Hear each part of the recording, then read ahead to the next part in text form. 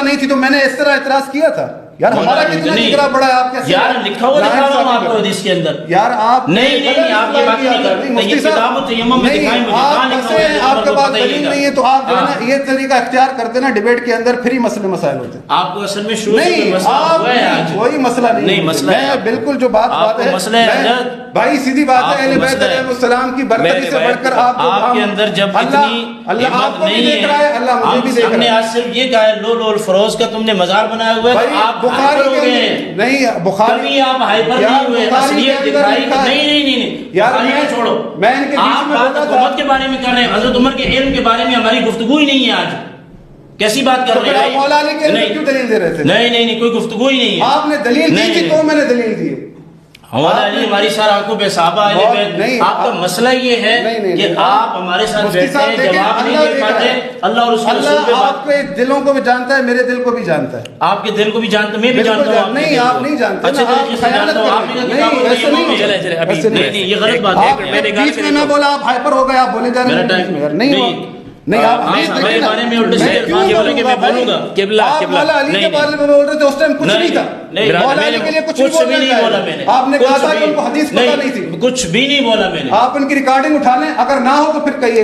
انہوں نے کہا تھا حضرت علی کو حدیث کا نہیں پتا تھا, تو وہاں پر میں نے پھر ریئیکشن دیا. آپ جس موضوع پہ بات کر رہے ہیں آپ کا حق ہے اس پہ بات کریں. انہوں نے یہ جو جملہ کہا ہے نا, حضرت عمر کو تیمم کا پتہ نہیں تھا. چلے یہ روایت نکال لیتے, اگر نہیں ہوگی تو پھر جملہ ہے تیمم کا پتہ نہیں ہے.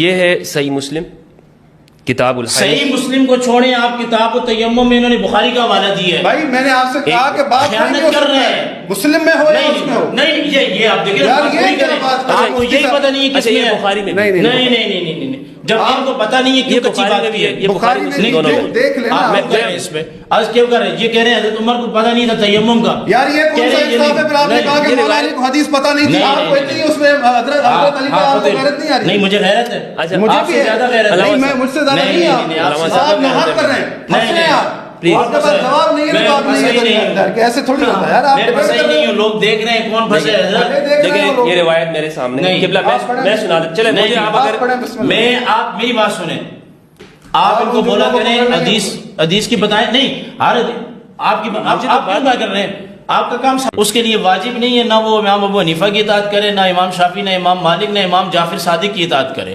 اگر اہل بیت سے بڑھ کر کوئی ایسی اشخاص ہوتے تو رسول خدا اپنے اہل بیت سے کہتے کہ تم ان کی اطاعت کرنا, لیکن اللہ کے رسول نے اپنے اہل بیت سے نہیں کہا بلکہ اپنی جماعت سے کہا کہ میرے اہل بیت کی اطاعت کرنا. بات میں بولا نہیں کریں, نہیں بیچ میں بولا نہیں کریں. ناراض نہ ہو, میں ان سے بات کر رہا ہوں, میں کہہ رہا ہوں میرا سوال دو. دیکھیں اگر یہ کریں گے نا, میری گفتگو کے دوران اگر بولیں گے نا, میں پروگرام نہیں کروں گی. یہ کیا مسئلہ ہے یار, میں بات شروع کرتا ہوں, یہ بول پڑتے ہیں. آپ نے ان کی پیروی اور اطاعت کیوں کی, تو آپ نے فرمایا اس لیے کی کہ رسول اللہ صلی اللہ علیہ وسلم نے اپنی علالت کے ایام میں جب ابو بکر رضی اللہ تعالیٰ عنہ کو اپنے مصلی پر کھڑا کیا تو میں نے اسی دن سمجھ لیا کہ میری نماز کا مالک ابو بکر ہے تو میری حکومت کا اور معاملات کا مالک بھی ابو بکر ہوگا. یہ مولا کائنات کا اپنا بیان ہے. تو اگر یہ کہہ رہے ہیں نا کہ امام معصوم کا کوئی کانسیپٹ ہی نہیں ہے, اگر امام معصوم کا کوئی کانسیپٹ نہ ہوتا, ایک عام شخص یہ کام کر سکتا ہوتا, تو خدا کی قسم اللہ کے نظام میں رسول خدا کی وصیت میں امام مہدی نہ ہوتے. بسم اللہ والصلاة والسلام علی رسول اللہ وآلہ وعلی. السلام علیکم ورحمۃ اللہ وبرکاتہ. امید کرتا ہوں آپ لوگ خیریت سے ہوں گے. پروردگار آپ سب کو اپنے حفظ و امان میں رکھے. میرا نام ہے فضل ہمدرد اور میں انٹرفیتھ ہارمنی بین المذاہب ہم آہنگی کے اوپر کام کرتا ہوں. میرا مقصد یہ ہے کہ پاکستان کے اندر موجود مختلف مذاہب اور مسالک کے لوگ باہم مل جل کر رہیں اور ہمارے درمیان میں جو اختلافات موجود ہیں انہیں ہم علمی طور پر حل کر کے ایک دوسرے کو سمجھ سکیں. آج جو ہمارا موضوع ہے وہ شیعہ سنی کے اختلافی موضوع سے متعلق ہے, اور جیسا کہ آپ جانتے ہیں کہ اس طرح کے موضوعات کے اوپر ہمارے پلیٹ فارم پر گفتگو ہوتی ہے, اور اس کا بنیادی مقصد یہ ہے کہ ہم جب ایک دوسرے سے علمی گفتگو کریں گے تو جو عامت الناس تک پہنچی ہوئی غلطیاں ہیں, غلط فہمیاں ہیں, اور اتنے عرصے تک ان پر نفرتیں ہمارے دلوں میں موجود رہی ہیں, ان کا خاتمہ ہو سکے. تو یہ بنیادی مقصد ہے. آج ہمارا موضوع ہے اولو الامر کون ہے. یہ ایک بڑا اختلافی مسئلہ ہے اہل سنت والجماعت کے اندر اور اہل تشیع کے اندر. اولو الامر قرآن مجید کے اندر اللہ سبحانہ و تعالیٰ نے ارشاد فرمایا سورۃ النساء آیت نمبر 59 کے اندر, قرآن مجید کی 4 کی 59 میں فرمایا کہ اللہ کی اطاعت کرو اے ایمان والو, اللہ کی اطاعت کرو اللہ کے رسول کی اطاعت کرو اور اولو الامر کی اطاعت کرو. اگر تمہارا پھر کسی چیز میں اختلاف ہو جائے تو پھر اللہ اور اس کے رسول کی جانب معاملے کو پلٹا دو. اس آیت میں جو اللہ کی اطاعت، اس کے رسول کی اطاعت اور اس کے ساتھ ساتھ اولو الامر کی اطاعت کا حکم دیا گیا ہے، تو آج ہم یہ سمجھنا چاہتے ہیں کہ سنی اور شیعہ نقطہ نظر کے مطابق اولو الامر کون ہیں، کن کی اطاعت کرنی ہے، یہ کون صاحبان اولو الامر ہیں کہ جن کی اطاعت ہم پر واجب اور فرض قرار دے دی گئی ہے. یعنی ہر مومن خواہ سنی ہو یا شیعہ، اس کو یہ حکم ہے کہ وہ اولو الامر، اصحاب اولو الامر کی اطاعت کرے گا. لیکن یہ اختلافی مسئلہ ہے، اس لیے میرے ساتھ آج دو پاکستان کے عظیم علماء کرام یہاں موجود ہیں. میں نے ان کو انوائٹ کیا ہے تاکہ اس مسئلے پر ہماری رہنمائی کر سکیں. اہل تشیع میں سے ہمارے ساتھ جو نمائندگی کر رہے ہیں وہ موجود ہیں جناب علامہ حافظ سجاد زہرائی صاحب حافظہ اللہ. میں ان کو خوش آمدید کہتا ہوں. اور اسی طرح اہل سنت والجماعت کی نمائندگی کے لیے ہمارے پاس موجود ہیں علامہ مولانا عبد القادر ہزاروی صاحب حافظہ اللہ. علامہ صاحب شکریہ ادا کرتا ہوں. السلام علیکم. وعلیکم السلام ورحمۃ اللہ وبرکاتہ. حضرت ہزاروی صاحب آپ کا بھی بہت شکریہ. السلام علیکم. سب سے پہلے میں سوال علامہ زہرائی صاحب آپ سے کرنا چاہوں گا. سوال جیسے کہ موضوع آپ کو معلوم ہو گیا، اس سے میرا سوال یہ ہے کہ میں پوچھنا چاہتا ہوں، ہمارا نوجوان یہ پوچھنا چاہتا ہے کہ قرآن کی اس آیت کے اندر جو اولو الامر بیان کیے گئے ہیں کہ ان کی اطاعت کا حکم دیا گیا ہے، یہ اولو الامر کون ہے شیعہ نقطہ نگاہ کے مطابق؟ اعوذ باللہ من الشیطان الرجیم. بسم اللہ الرحمن الرحیم. الحمد للہ رب العالمین والصلاة والسلام علی سید المرسلین وآلہ الطیبین الطاہرین المعصومین المظلومین. بہت شکریہ آپ کا مفتی صاحب، آپ نے مدعو فرمایا. خداوند متعالی آپ کو ہمیشہ خوشحال رکھے. آمین. یہ عظیم کام کر رہے ہیں اور بہت اچھا موضوع آپ نے چنا ہے. پہلے بھی ہم اس پر بات کر چکے ہیں.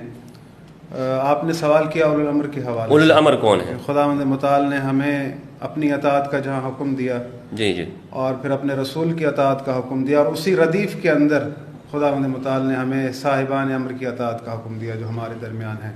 جی.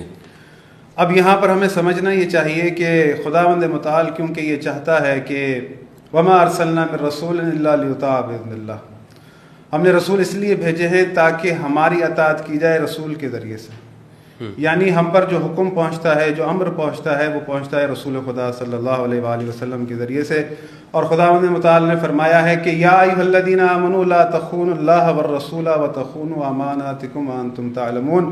اے لوگوں جو ایمان لائے ہو، اللہ اور اس کے رسول کی امانتوں میں خیانت نہ کرو اور نہ ہی اپنی امانتوں میں خیانت کرو. اور تم جانتے تو ہو اللہ نے کبھی ہمیں کوئی امانت دی نہیں، بلکہ جو کچھ رسول خدا صلی اللہ علیہ وآلہ وسلم نے ہمیں دیا ہے وہی اللہ کی امانت ہے. صحیح. اور رسول خدا صلی اللہ علیہ وآلہ وسلم نے جو سب سے بڑی ہمارے پاس امانت ہے، رسول خدا کا جو فرمان ہے ترکت فیکم الثقلین کتاب اللہ واہل بیت اطرتی. اب یہاں پر کیونکہ ایک ردیف کے اندر تین اطاعت ہیں، اللہ کی اطاعت، رسول کی اطاعت اور اولو الامر کی اطاعت. رسول خدا صلی اللہ علیہ وآلہ وسلم کی موجودگی میں اللہ رب العالمین نے ہمیں اولو الامر کی اطاعت کا حکم دیا ہے. اب یہاں پر ہمیں یہ سمجھنا چاہیے کہ جن اولو الامر کی اطاعت کا اللہ نے ہمیں حکم دیا ہے، کیا آیت ہمیں یہ بتاتی ہے کہ اگر کوئی اس پوسٹ پر پہنچے تو اس کی اطاعت تم پر واجب ہے؟ یا تم اگر کسی کو انتخاب کے ذریعے اس پوسٹ پر لاؤ تو اس کی اطاعت واجب ہے؟ ایسا کوئی کانسیپٹ قرآن کے اندر موجود نہیں ہے، بلکہ جو آیات ہیں اس کے برخلاف ہیں.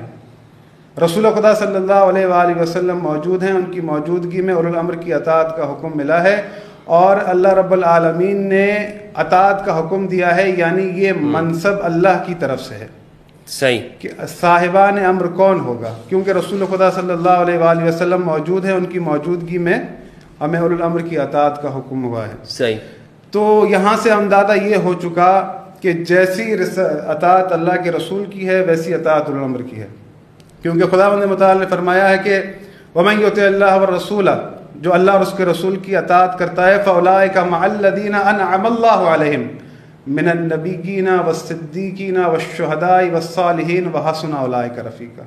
کہ جو اللہ اور اس کے رسول کی اطاعت کرتا ہے، اس اطاعت کا نتیجہ یہ ہے کہ انبیاء، صلحاء، شہداء کی اسے رفاقت ملے گی، اور خداوند متعال فرماتا ہے کہ کتنی بہترین رفاقت ہے یعنی دنیا سے جانے کے بعد اگر کوئی اللہ اور اس کے رسول کی اطاعت کرے.